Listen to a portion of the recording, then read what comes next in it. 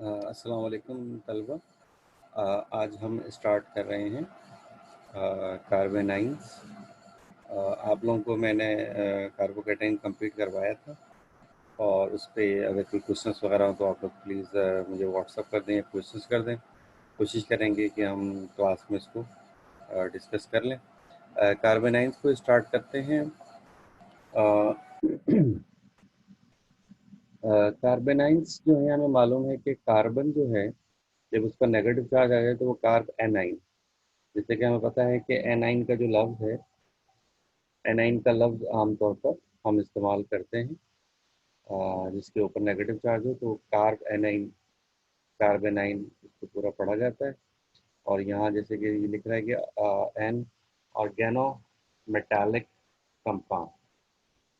ठीक है, oregano metallic. अब ऑर्गेनिक कंपाउंड में हमें पता है कि कार्बन एक लाजमी अंशों के तौर पर होता है, तो जिसमें कार्बन और मेटल एटम के दरमियान बॉन्ड हो, ये कंपाउंड ऑर्गेनोमेटालिक कंपाउंड्स कहलाते हैं। और इन कंपाउंड्स में आमतौर पर जो कार्बन है उसकी उसके ऊपर नेगेटिव चार्ज होता है और मेटल के ऊपर पॉजिटिव। हमें मालूम है कि मेटल्स जो हैं उनके ऊपर पॉजिटिव चार्ज होता है और मेटल्स इलेक्ट्रॉन डोनर होते हैं, इलेक्ट्रॉन डोनेट कर देते हैं। और जिसके साथ जो भी मेटल लगा हुआ हो, जैसे कि अगर कार्बन लगा हुआ है, कोई और एलिमेंट लगा हो जैसे कार्बन लगा हुआ है, तो कार्बन वो इलेक्ट्रॉन एक्सेप्ट कर लेता है और इस तरह हम ये कह सकते हैं कि कार्बन के ऊपर नेगेटिव चार्ज आ जाता है। जैसे कि यहाँ पर नीचे अगर हम देखें तो ये एग्जांपल है जिसमें आप अगर हम देखें आर और एल आई लिथियम, और इसमें कार्बन के ऊपर नेगेटिव चार्ज है, लिथियम के ऊपर पॉजिटिव चार्ज है। यहाँ पर आर एक और अल्काइल ग्रुप है, ये एक मुख्तलिफ अल्काइल ग्रुप है और ये एक मुख्तलिफ अल्काइल ग्रुप। जब हम इनका आपस में रिएक्शन कराते हैं तो हम ये देखते हैं कि एक इक्विलिब्रियम आ जाता है और आर जो है वो हैलोजन के पास चला जाता है और ये वाला आर इसके पास, तो एक इक्विलिब्रियम आ जाता है। यानी दोनों चीज़ें एक दूसरे के साथ मौजूद होती हैं और हम ये कह सकते हैं कि अब कार्बन जो है उसने मेटल के साथ एक बॉन्ड बना लिया है। यहाँ पर थोड़ी सी इसकी डिस्क्रिप्शन दी हुई है, ये आप लोग ज़रा पढ़िएगा और इसको फिर हम साथ साथ डिस्कस कर लेंगे। लेकिन थोड़ा सा इस हवाले से इसमें यही चीज़ें मौजूद हैं। अच्छा, यहाँ पर अब उसने एक ऑर्डर दिया हुआ है कि कार्बन आयन की जो स्टेबिलिटी है वो कुछ इस तरह से है कि विनाइल है, फिनाइल है, साइक्लोप्रोपाइल है, इथाइल है, एन प्रोपाइल है, आइसोब्यूटाइल है। तो इस तरह से ऑर्डर दिया हुआ है कि यानी सबसे ज़्यादा स्टेबल विनाइल है, उससे कम फिर फिनाइल है, उससे कम। तो ये एक ऑर्डर दिया हुआ है जिसके अंदर मुख्तलिफ कार्बन की ग्रुप्स हैं जिसमें कार्बन के ऊपर नेगेटिव चार्ज है और ये इस ऑर्डर में स्टेबल होते हैं। अब इसमें आप इसमें देख सकते हैं कि यहाँ पर जो बुनियादी चीज़ हमने जहन में रखनी है वो यही है कि कार्बन जो है उसका कोई भी ग्रुप हो, फिनाइल हो, साइक्लोप्रोपाइल, कोई भी ग्रुप हो, उसका बॉन्ड जो है मेटल के साथ होगा या किसी ऐसे एलिमेंट के साथ होगा जिसकी इलेक्ट्रोनेगेटिविटी कार्बन से कम हो और कार्बन के ऊपर नेगेटिव चार्ज आ रहा है।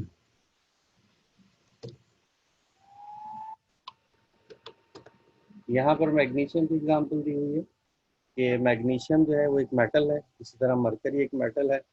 तो ये भी आपस में एक दूसरे में एक दूसरे के अल्काइल ग्रुप को एक्सचेंज कर सकते हैं। और इस तरह से ये बताया गया है कि टेट्राहाइड्रोक्यूरोन जो कि एक बहुत ज़्यादा इस्तेमाल होने वाला एक सॉल्वेंट है, उसके अंदर अगर हम कोई ऐसा ग्रुप रखें जिसमें मैग्नीशियम हो और मरकरी हो तो वो भी ग्रुप एक दूसरे के साथ चेंज एक दूसरे को एक्सचेंज कर लेते हैं और एक इक्विलिब्रियम यहाँ पर आ जाता है।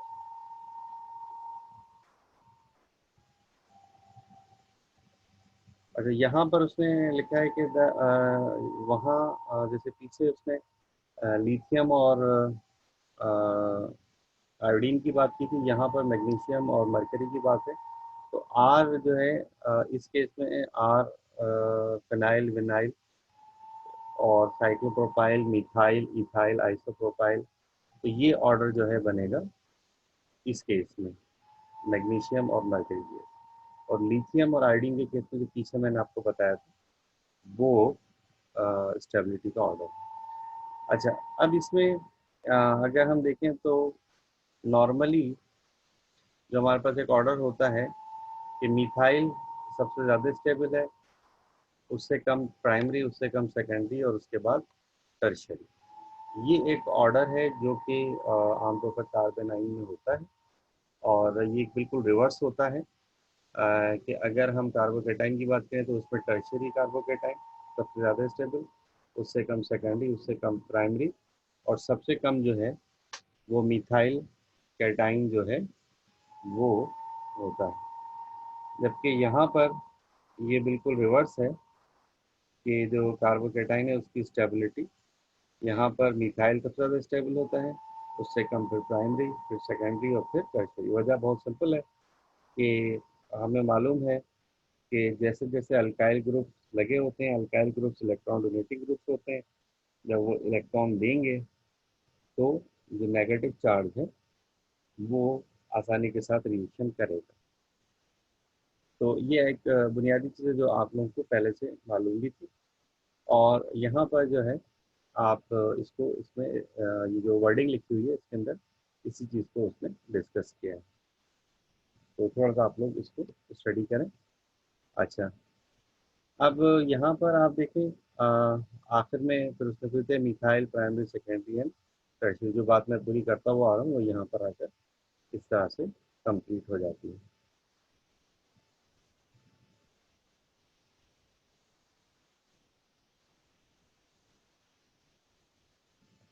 अच्छा, यहाँ पर एक उसने बात की है कि हाइड्रोकार्बन की एसिडिटी, आमतौर पर हमें मालूम है, देखें जो हाइड्रोकार्बन होते हैं वो आमतौर पर एसिडिक नहीं होते।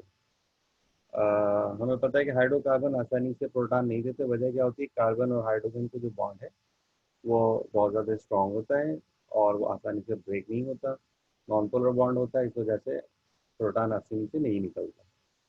तो हाइड्रोकार्बन आमतौर पर एसिडिक नहीं होते। लेकिन यहाँ पर हम ये देख रहे हैं कि जब कार्बन नेगेटिव है तो इसका मतलब कार्बन ने हाइड्रोजन पॉजिटिव हालत में, कोई भी ऐसा ग्रुप पॉजिटिव हालत में निकाला है।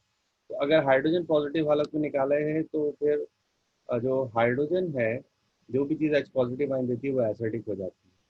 तो यहाँ पर इसकी थोड़ी सी एसिडिटी भी उन्होंने डिस्कस की है कि जैसे यहाँ पर आप इसको देखें, the experiment did not measure thermodynamic acidity, यानी जो आमतौर पर जो एक्सपेरिमेंट हम करते हैं उसके जरिए इसकी एसिडिटी आमतौर पर मालूम नहीं हम कर सकते। लेकिन हमें मालूम है कि हम बहुत सारे हाइड्रोकार्बन, जैसे हम मालूम है कि मीथेन है, मीथेन की जो एसिडिटी है वो 34 है, तो वो मालूम की जा सकती है। लेकिन नॉर्मली जो है वो एसिडिटी आमतौर पर हम इसकी नहीं देखते क्योंकि प्रोटॉन बहुत निकलता है। और आपको भी मालूम है कि अगर ऐसे जो पी के ए की वैल्यू है अगर वो 15 या उससे ज़्यादा हो जाए तो फिर नॉर्मली आमतौर पर जो कंपाउंड होता है वो न्यूट्रल ही तस्वर किया जाता है। अच्छा, यहाँ एक रिएक्शन दिए जा रहे हैं, इस रिएक्शन को थोड़ा सा अगर हम देखें तो यहाँ पर एक हमारे पास सिलिकॉन का आइटम है, उसके साथ 3 मिथाइल ग्रुप लगे हुए हैं और एक कोई अल्काइल ग्रुप लगा है। इसके साथ OH का रिएक्शन हो रहा है। पहले मरहले में क्या हो रहा है कि हाइड्रोजन हट रहा है और उसकी जगह, सॉरी, अल्काइल ग्रुप हट रहा है और उसकी जगह पर OH आ जाता है। और जो R निकल रहा है वो किसी भी जगह से प्रोटॉन हासिल करके अपने आप को मुकम्मल कर लेते हैं। ठीक है। या जैसे हम ऊपर बात कर रहे थे कि एसिडिटी, तो कोई भी चीज़ है उसने प्रोटॉन दे दिया और यहाँ पर ये एक अल्काइल ग्रुप कंप्लीट है। इसी तरह से दूसरा रिएक्शन क्या हो सकता है कि आर ना हटे बल्कि तीनों में से कोई मिथाइल ग्रुप हट जाए, आर अपनी जगह पर है और फिर ये इस तरह से मीथेन फॉर्म हो जाए। अब इसकी डिटेल जो है हम अगले पेज पर देखते हैं कि जैसे यहाँ पर उसमें लिखा हुआ है कि how experiment in gas phase gave different result in reaction with hydroxy with alkyl trimethyl silane. It is possible for either R or methyl to cleave. Since R or methyl comes off as a carbanion or insequent carbanion, the product ratio RH-MEH can be used to establish the relative stabilities of various alkyls. अच्छा, अब देखिए जो पीछे हम variation दिया है उसमें उसने कहा, जैसे मैंने आपको उसमें बताया कि जब OH लगता है तो यहाँ पर मैं दोबारा चले उस तरफ जाता हूँ। यहाँ पर अब देखिए, यहाँ पर ओ एच, यहाँ पर लग गया आर निकला।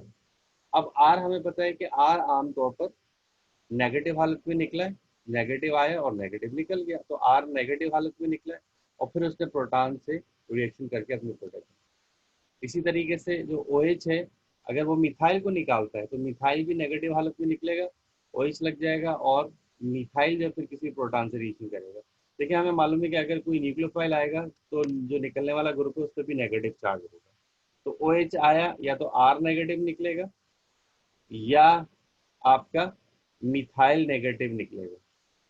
और जब ये दोनों निकलेंगे तो इन दोनों की बुनियाद पर हम मुख्तलिफ कार्बेनाइन की स्टेबिलिटी मालूम कर सकते हैं, जो यहाँ इन्होंने हमें बताया है कि आर एच और एम ई एच का रेशो, ये दो प्रोडक्ट बन रही है, आर एच बन रहा है या एम ई एच बन रहा है। इन दोनों की बुनियाद पर हम मॉलिक्यूल्स की जो स्टेबिलिटी है, रिलेटिव स्टेबिलिटी जो है वो मालूम कर सकते हैं।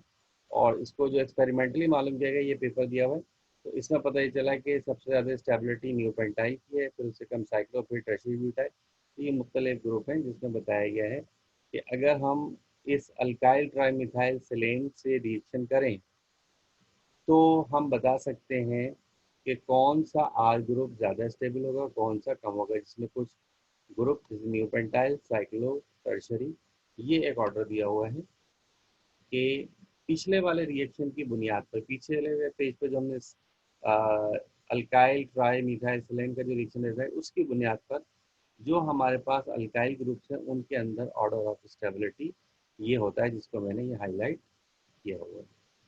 तो जो मुख्तलिफ अल्काइल ग्रुप्स हैं उनकी स्टेबिलिटी हम मुख्तलिफ तरीक़ों से मालूम करते हैं, जो पीछे अभी तक हम पढ़ते हुए आ रहे हैं। आप उसको थोड़ा सा और से पढ़ेंगे तो उसमें जहाँ जहाँ उसने, जैसे हमने देखा कि एक जगह पर लिथियम का इस्तेमाल करते हुए स्टेबिलिटी निकाली गई, दूसरी जगह मैग्नीशियम और मरकरी को इस्तेमाल करते हुए निकाली गई, इसी तरह यहाँ पर अल्काइल ट्राईमिथाइल सेलेन के जरिए स्टेबिलिटी निकाली गई। तो मुख्तलिफ तरीक़ों से मुख्तलिफ ग्रुप की स्टेबिलिटी निकाली जा सकती है।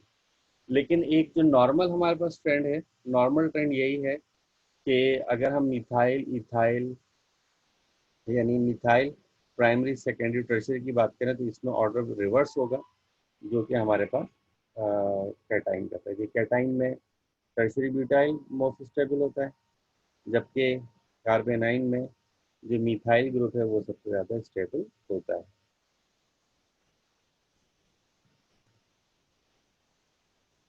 अच्छा, अब यहाँ पर हमने इसको देखा। अब हम उस फैक्टर्स की बात करेंगे। ये फैक्टर्स जो है ये मैं नेक्स्ट वीडियो में इसको लोड कर रहा हूँ। तो ये जो पहला पार्ट है इसको जो है मैं यहाँ पर कंप्लीट कर रहा हूँ। और फिर नेक्स्ट पार्ट में हम देखते हैं कि कार्बोकेटाइन किस तरह से अपने आप को स्टेबलाइज करते हैं।